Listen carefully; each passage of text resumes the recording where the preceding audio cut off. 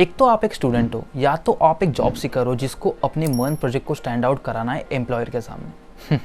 लेकिन एक बात बताओ, ये तीन चीज़ें अपने ऐप में इंटीग्रेट करो और आपको जो लग रहा है कि यार ये प्रोजेक्ट कुछ तो कमी है इसमें, वो कैसे नेक्स्ट लेवल वैल्यू देता है आपको। सबसे इंपॉर्टेंट थिंग है एक जिस पे बड़े से बड़ा और छोटे से छोटा ऑनलाइन बिजनेस डिपेंड करता है, वो है उसका UI एंड UX। अब आप इसमें बोल सकते हो कि यार ये तो हमें भी पता है, उसमें क्या खास है। आपको पता है कि ऑनलाइन में UI एंड UX का बहुत इंपॉर्टेंट है, बट उसको कैसे नेक्स्ट लेवल पे ले जा सकते हैं वो मैं आपको बताता हूँ। क्योंकि 88% ऑफ द ऑनलाइन कंज्यूमर्स आपकी साइट छोड़ के जाते हैं if your user experience is not good. So what should we do. इस UI UX के चैप्टर में 3 छोटे पिलर्स है जिसके ऊपर आपको फोकस करना है and each one is important. Pillar number 1 है using custom styling. Start with consistent colour pallets. आपको अपने ऐप के थीम से हिसाब से ऐसे 3 to max 4 कलर सेलेक्ट कर रहे हैं जो कॉन्ट्रास्ट बना रहे हो, एंड इन 4 को ही आप पूरे अपनी ऐप में डेवलपमेंट में यूज करोगे। मैंने बहुत सारे ऐसे डेवलपर्स को देखा है जो बूटस्ट्रैप या फिर टेलविंड के प्रीमेड जो कंपोनेंट्स होते हैं उसको यूज करते हैं। दैट्स गुड, आपका टाइम बचाने के लिए, बट प्रोजेक्ट आपका स्टैंड आउट नहीं करेगा। Second pillar is animation.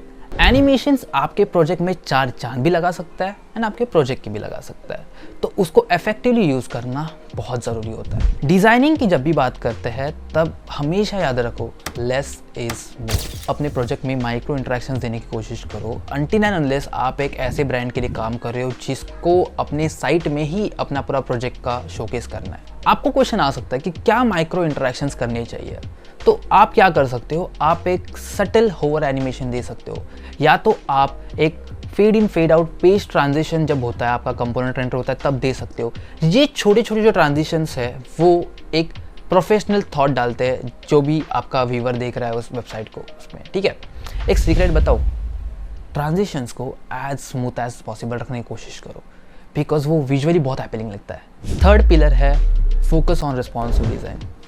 मेरी एक बात याद रखो, आपकी नॉट सो जो रिस्पॉन्सिव डिज़ाइन है ना, वो सामने वाले के माइंड में आपके प्रोफेशनलिज्म के ऊपर सवाल खड़ा कर सकती है। सो आप जब भी लेआउट बनाओ, वो फ़ोन, टैबलेट और आपका डेस्कटॉप डिवाइस, ये मेजरली 3 डिवाइस होती है, उसके ऊपर कंप्लीट रिस्पॉन्सिव होना चाहिए बिकॉज वो आपके प्रोफेशनलिज्म पे हिट करता है and that we have to cover. Second most important thing है इंटीग्रेटिंग एडवांस फंक्शनलिटीज। अब आप ही सोचो, आप इस वीडियो को देख रहे हो, इसका मतलब क्या आपको इस वीडियो का थंबनेल पसंद आया, आप अभी तक इस वीडियो को देख रहे हो और अभी समझो मैंने इस वीडियो में वैल्यू देना बंद कर दिया, मैंने कुछ रबिश बताना चालू कर दिया, तो ऑब्वियसली आप वीडियो को छोड़ के जाओगे बिकॉज क्यों, मैं आपको वैल्यू नहीं दिया। सेम आता है हमारे प्रोजेक्ट के ऊपर।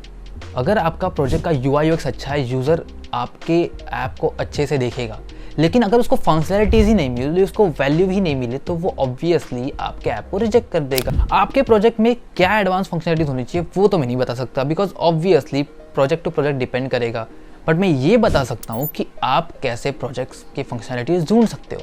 फर्स्टली डिसाइड करो कि आप ऐप क्या बना रहे हो एंड देन सर्च करो कि क्या ऐप ऐसे ऑलरेडी एग्जिस्ट करते हैं, ऑब्वियसली होंगे ही। देन कंपेयर करो उन मल्टीपल एप्लीकेशंस को, चेक करो कि कौन सा फंक्शनलिटी ऐप में है एंड सेम ऐप में क्या फंक्शनलिटीज़ है। सो आप क्या कर सकते हो, आपके स्किल सेट में जो है या फिर आपको जो फंक्शनलिटी अच्छी लग रही है वो आप इंटीग्रेट कर सकते हो। दैट्स इट, आपको अच्छी से फंक्शनलिटी मिल गई एंड आप अभी इंटीग्रेट करने के रेडी हो। तीसरी इंपॉर्टेंट चीज़ है डॉक्यूमेंटेशन एंड क्लीन कोड। देखो यार, ये सुनने में बहुत बोरिंग लग सकता है, लेकिन जितना ये बोरिंग लग रहा है उससे कहीं गुना ज़्यादा ये इंपॉर्टेंट है। बिकॉज यार प्रोजेक्ट तो आप बनाओगे, डिप्लॉय करोगे, उसको यूज़ करोगे, लेकिन समझो बहुत टाइम हुआ एंड कुछ ईयर्स के बाद आपके मन में आता है कि यार ये फंक्शनलिटी अगर मैं इस ऐप में डालूंगा ना तो ये मार्केट में बूम कर देगा। आप आते हो, अपना कोड खोलते हो एंड देखते हो कि क्या यार, प्रोजेक्ट तो आपका ऑलरेडी बूम कर रहा है। कैसे? क्योंकि यार आपने जो लिखा वो आपको समझ में ही नहीं आ रहा है।